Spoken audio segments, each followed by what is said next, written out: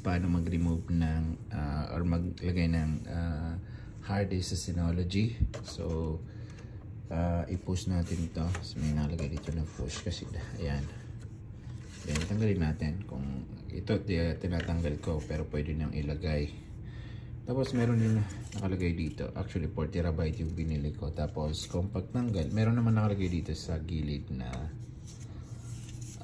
wala kasing tagawak ng camera. So push. So ibig sabihin ito ipupush natin sa gilid. Ayan. Ipupush natin dito. May nakalagay dito na guide na push. So yan. Then dito rin sa opposite niya may nakalagay dito na push. So push natin dito. Wala kasi guys nakawak ng camera. So yan, and ayan, pwede na natin tanggalin. So iangat lang natin to. Ayan.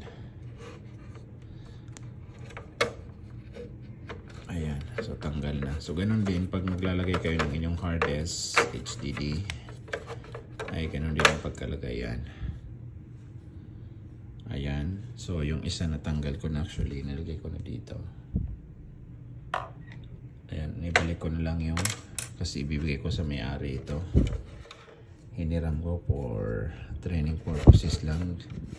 So gusto ko rin matutunan. So ibalik ko dito sa mga gilid niya. So ilagay ko dalawang kamay kasi walang tagawak ng camera.